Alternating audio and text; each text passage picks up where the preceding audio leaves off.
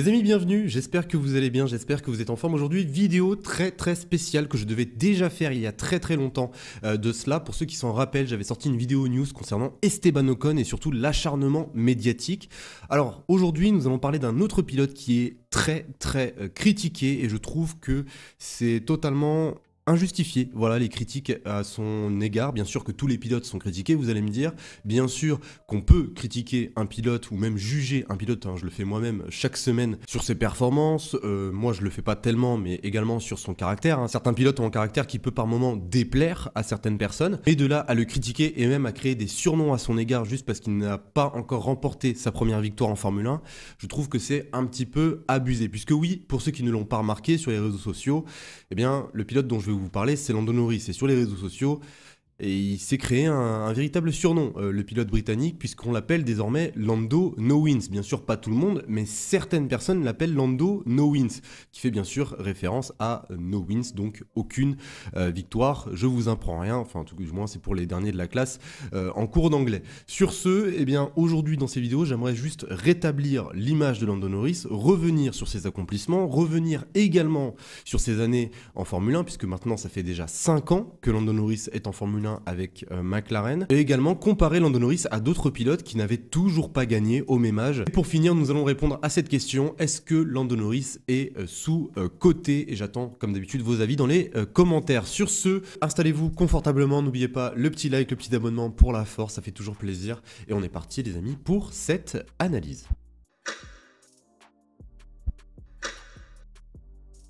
Alors déjà, pour bien analyser la situation actuelle de Lando Norris et savoir s'il est véritablement sous-estimé, prenons en compte ses anciennes saisons et comparons surtout les anciennes saisons par rapport à ses divers coéquipiers. Bon, 2019, 2020, 2019 il termine 11e au classement pilote, 2020 9e au classement pilote, il se fait à 2 reprises battre par Carlos Sainz. Bon, il vient d'arriver en Formule 1, mais ses performances sont quand même assez bonnes. En 2021-2022, il change de coéquipier puisque Carlos Sainz s'envole en direction de Ferrari. Il est rejoint par Daniel Ricciardo.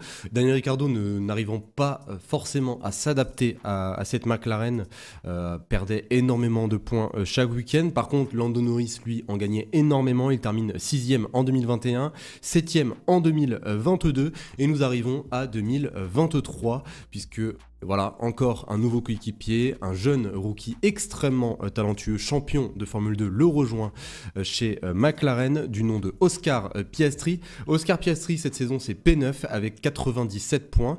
Lando Norris, c'est P6 avec 205 points. Après un début de saison très compliqué pour McLaren, ils sont extrêmement bien revenus pour le milieu et même la fin de saison, à 2 doigts même d'aller chercher des victoires. Donc voici le petit débrief des saisons de Lando Norris. Donc là, je viens de vous débriefer les 5 saisons de Lando Norris. Bon, un débrief très rapide, on va pas s'attarder dessus. Mais bon, là, j'aimerais juste revenir au surnom No Wins. Alors, je ne trouve pas ça forcément normal, et vous me donnerez vos avis dans les commentaires comme d'habitude, qu'un pilote n'ayant que 5 saisons. Alors je sais très bien que certains vont me dire que 5 saisons c'est quand même très long en Formule 1, ou d'autres vont même me dire que c'est très court, hein, si on prend par exemple l'exemple de Fernando Alonso ou même de Kimi Raikkonen. Pour moi, 5 saisons en Formule 1 c'est généralement, selon moi, hein, c'est généralement le moment où un pilote commence à faire la transition entre un pilote qui vient d'arriver, un pilote qui a pris de l'expérience et un pilote qui devient au fur et à mesure victorieux. Déjà, juste pour certaines personnes qui vont me dire qu'en 5 saisons, ce n'est pas normal que Lando Norris n'ait toujours pas de victoire, laissez-moi juste vous citer d'autres pilotes qui, en 5 saisons, n'avaient toujours pas de victoire, ou même qui n'en ont jamais eu. Si je peux prendre l'exemple de Romain Grosjean. Romain Grosjean, c'est 179 Grands Prix en Formule 1, 0 victoire. Je peux prendre également l'exemple de Sergio Pérez. Bon là, Sergio Pérez, on le sait tous, il a des victoires au compteur, ça c'est pas le problème. Mais si on revient en arrière, si on revient aux 5 premières saisons de Sergio Pérez, eh bien, Sergio Pérez n'avait pas de victoire. Sergio Pérez aujourd'hui, c'est 254 Grands Prix, une victoire après 9 ans en Formule 1. Et il a commencé sa carrière en 2011. Sa première victoire est arrivée en 2020. Donc voilà, il y a des pilotes qui prennent peut-être du temps, mais qui finissent toujours par remporter au moins un Grand Prix.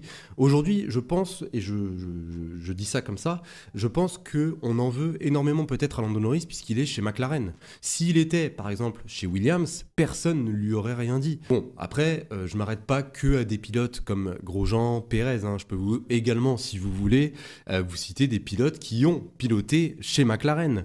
Je peux vous prendre par exemple le cas de Jenson Button. 306 Grands Prix en carrière, sa première victoire est arrivée en 2006. Je vous le rappelle, Jenson Button est arrivé en 2000. Voilà, 6 ans après son arrivée. Bon, vous allez me dire maintenant, oui, mais Rami, ces pilotes-là n'ont pas été champions avec McLaren. Bah attendez, il y a un énorme champion, un très très grand champion avec McLaren qui n'avait toujours pas gagné après ses 5 premières saisons en Formule 1. Et c'est d'ailleurs un de mes pilotes préférés, et je suis très très content de vous en parler, c'est Mika Häkkinen. Mika Häkkinen, c'est 165 Grands Prix en Formule 1. Il arrive chez McLaren en 1993, et sa première victoire est en 1997. Donc lors de sa 5e année chez McLaren, et surtout sa 7e année en carrière, puisqu'il avait fait 2 ans chez Lotus avant d'arriver dans l'écurie britannique. Donc oui, le cas de Lando Norris n'est pas unique. Donc je ne trouve pas forcément cela normal de juste catégoriser un pilote encore très très jeune en plus. Je sais bien sûr qu'il est passé à côté de beaucoup d'opportunités. Je peux vous rappeler par exemple Sochi. Voilà, Sochi, il fait le mauvais choix stratégique. Lewis Hamilton remonte très fortement sur lui, il perd sa première victoire. Je peux vous rappeler également Monza au profit de Daniel Ricciardo en 2021. Son équipe qui lui demandait de ne pas attaquer son coéquipier jusqu'à la fin du Grand Prix pour valider le doublé de McLaren. Je sais que Lando Norris est passé à côté d'énormes opportunités qui auraient pu lui donner la victoire. Je sais que quand on pilote une McLaren, que ce soit même une McLaren, une Ferrari, une Mercedes, une Red Bull, on se doit d'avoir des victoires, on se doit d'être performant. Mais bon, selon moi, on ne peut pas lui en vouloir, ça ne s'arrête pas que à des victoires. Lando Norris en 2023, il a fait pour moi la meilleure saison de sa carrière avec énormément de podiums. Si on regarde sa saison actuelle, c'est la première fois d'ailleurs qu'il termine autant de fois à la 2e place. Il a terminé 2e en Grande-Bretagne, en Hongrie, à Singapour, au Japon, à Austin, au Brésil. Donc déjà, le nombre de podiums qu'il a cette saison, c'est déjà une très très bonne chose pour la saison prochaine. Et même quand on a un Max Verstappen qui nous plante un 85% de victoire lors d'une saison, c'est sûr qu'on ne peut pas facilement monter sur la plus haute marche du podium. Si on regarde bien, Lando Norris, depuis son arrivée en Formule 1, en 2019, c'était le monstre Lewis Hamilton. En 2023, c'est le monstre Max Verstappen. Donc c'est sûr que c'est assez difficile, je trouve, de devoir déloger ce type de pilotes qui sont déjà des talents monstrueux et en plus qui ont des monoplaces monstrueuses. Donc voilà, il ne faut pas non plus trop en vouloir à Lando Norris. Donc de mon point de vue, je pense qu'il faut laisser encore un petit peu plus de temps à Lando Norris. Je pense même qu'un jour il montera sur la plus haute marche du podium. Lando Norris, c'est véritablement un pilote qui évolue, je trouve, avec son écurie. Depuis son plus jeune âge, il est chez McLaren. On a bien pu constater l'évolution de McLaren au fur et à mesure du temps.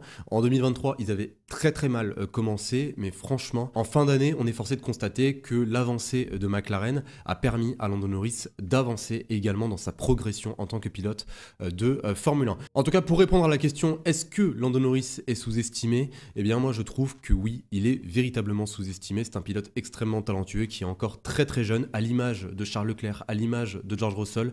Il faut laisser du temps à ces pilotes-là. Ce n'est pas parce qu'ils sont dans des top teams qu'on se doit à chaque moment de les critiquer. Par moment, il faudrait juste savoir leur donner du temps. Donc voilà les amis sur cette analyse, j'espère qu'elle vous aura plu.